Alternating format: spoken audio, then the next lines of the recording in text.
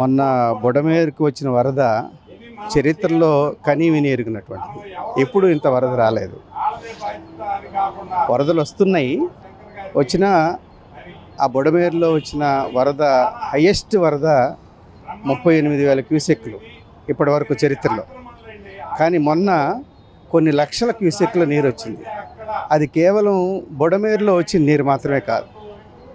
ఎంత పెద్ద వరద అంటే ఇక్కడ సింగనగర్ దగ్గర నుంచి నున్న మామిడికాయ పాకల వరకు దాదాపు 2.5-3 కిలోమీటర్ల వెడల్పున వరద 7-8 అడుగులు ఎత్తున పారింది. వరద 2-3 రోజుల పాటు 3-4 రోజుల పాటు పారింది. దాదాపు నెల రోజుల పాటు ప్రజలు సఫర్ అయ్యారు. సో ఇంత పెద్ద నీరు ఎందుకు వచ్చిందంటే ఈ పోలవరం కాలువను తీసుకెళ్ళి విటిపిఎస్ అవుట్ గోయింగ్ కెనాల్లో కలిపి కృష్ణానదిలో కలిపే దగ్గర రెగ్యులేటర్ లేదు. విటిపిఎస్కి 2 కెనాల్స్ ఉన్నాయి. Incoming canal, out going canal. కృష్ణానది నుంచి నీరు వచ్చే కెనాల్ ఒకటి ఉంది, అక్కడ రెగ్యులేటర్ ఉంటుంది. ఈ అవుట్ గోయింగ్ కెనాల్కి రెగ్యులేటర్ లేదు.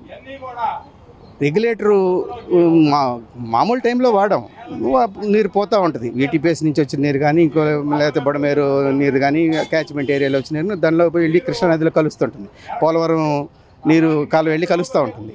కానీ ఇట్లాంటి అన్టువర్డ్ సిచ్యువేషన్ వచ్చినప్పుడు, వరద ప్రమాదం గుర్తించినప్పుడు అప్పుడు లాక్ వేయటానికి అక్కడ రెగ్యులేటర్ ఖచ్చితంగా ఏర్పాటు చేయాలి. వెలగలేరు హెడ్ రెగ్యులేటర్ ఒకటే చాలదు. వెలగలేరు హెడ్ రెగ్యులేటర్ ఏంటంటే బుడమేరులోకి వచ్చినట్టు నీటిని ఆపడానికి ఉపయోగపడుతుంది తప్ప, ఆ రోజు జరిగింది ఏంటి, కృష్ణానది నీరు వెనక్కి ప్రవహించి పోలవరం కానుక కూడా గంటలు పడినాయి. చాలా పెద్ద ఎత్తున ప్రవహించింది నీరు. దాని మూలంగా ఒక నెల రోజుల పాటు ప్రజలు సఫర్ అయ్యారు. ఇక్కడ విజయవాడ దగ్గర నుంచి కింద, విజయవాడ అంటే పైనుంచి కూడా ఏలప్రోలు, కబులూరు ఆ ప్రాంతం నుంచి కింద కొల్లేరు వరకు కూడా భూములు మునిగినాయి, పంటలు మునిగినాయి, ఇళ్ళు మునిగినాయి, గ్రామాలు మునిగినాయి. దాదాపు నా లెక్క ప్రకారం అయితే 40-50 వేల కోట్ల రూపాయల ఆస్తి నష్టపోయి ఉంటారు. ప్రాణ నష్టం కూడా జరిగింది. ప్రజలు విపరీతంగా సఫర్ అయ్యారు. ఆ రోజు హడావుడి చేసింది ప్రభుత్వం. కానీ దురదృష్టకరమైన విషయం ఏంటంటే ప్రభుత్వాలు ఈవెంట్ మేనేజ్మెంట్లకి పరిమితం అయిపోతున్నాయి. ఇక్కడ కేంద్ర ప్రభుత్వం కావచ్చు, ఇక్కడ రాష్ట్ర ప్రభుత్వాలు కావచ్చు, ఆ రోజు ఏదైనా వచ్చినప్పుడు అది ఒక ఈవెంట్గా చూసి ఆ ఈవెంట్ అప్పటి వరకు సర్దుబాటు చేసుకుంటే అప్పటి వరకు హడావుడి చేస్తే సరిపోతుంది అన్నట్టుగా సరిపెట్టేయటం. కానీ నిర్మాణాత్మకమైనటువంటి చర్యలు చేపట్టడం, దీని విషయంలో ఖచ్చితంగా ఆ రోజు చేసిన హడావుడి వాళ్ళు ఫీల్ అయిన తీరును చూసి ప్రభుత్వం ఖచ్చితంగా ఈసారి బుడమేరు స్కీమ్ని డెవలప్ చేస్తారని అనుకున్నాం. ఈ సమస్య పరిష్కారం చేస్తారని అనుకున్నాం. కానీ 10 నెలలు దాటిపోయినా కూడా ఏం చేయలేదు. అప్పుడు ప్రజలు ఒత్తిడి చేస్తే తప్ప, ప్రజలు సఫర్ అయిన ప్రజలు ఎవరైతే ఉన్నారో, బాధితులు ఎవరైతే ఉన్నారో వాళ్ళు ప్రభుత్వం మీద ఒత్తిడి తెస్తే తప్ప ఈ ప్రభుత్వాలు కథలు. ఈ బుడమేరు డైవర్షన్ స్కీమ్ అనే ఈ మొత్తం దానిలో వెలగలేరు రెగ్యులేటర్తో పాటు బుడమేరు కాలువని విస్తరించడంతో పాటు, ఆక్రమణను తొలగించడంతో పాటు, లోతుని పెంచడం, రిటైనింగ్ వాల్స్ పెట్టడం, దీంతో పాటు చాలా ముఖ్యమైన అంశం అవుట్ గోయింగ్ కెనాల్ వెళ్ళి కలిసే దగ్గర రెగ్యులేటర్ ఏర్పాటు చేయాలి.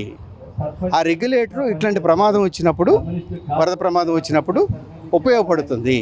ఇంత పెద్ద వరద రాకుండా ప్రివెంట్ చేయొచ్చు, మనం నివారించవచ్చు. 2009లో రోషయ్య గారి ప్రభుత్వం ఉన్న టైంలో కూడా వరదలు వచ్చినాయి. అప్పుడు 10 లక్షల క్యూసెక్లు ఎంతో వచ్చిందని అనుకున్నాం కృష్ణానదికి. అప్పుడు కొంత ప్రాంతం ముగింది. ఆ కవులూరు, ఏలప్రోలు ఆ ఏరియా, తర్వాత బుడమేరులో కూడా పెద్ద ఎత్తున నీరు ప్రవహించింది. ఆ చుట్టుపక్కల కొంత ముంపు కట్ట పక్కన ఉన్న మునిగినాయి. కానీ ఇంత పెద్ద ఎత్తున మునగల. ఈసారి 12 లక్షల క్యూసెక్లు నీరు వరద రావటం వల్ల కృష్ణానదికి పెద్ద ఎత్తున వెనక్కి వచ్చి మునిగిపోవటం జరిగింది. కాబట్టి ప్రభుత్వం వెంటనే స్పందించి ఈ స్కీమ్ని ఇంప్లిమెంట్ మహా అయితే 1000 కోట్ల రూపాయలు అవుతుంది. ప్రభుత్వం చేస్తున్నటువంటి వృధా ఖర్చులు ఎంత? మొన్న మోడీ గారితో మీటింగ్ పెట్టారు, ఎన్ని కోట్లు ఖర్చు పెట్టారు? అట్లాంటి 1-2 మీటింగులకు పెట్టే ఖర్చు మీరు ఇక్కడ పెడితే చాలు, కొన్ని లక్షల మంది ప్రజల కష్టాన్ని తీర్చిన వాళ్ళు అవుతారు.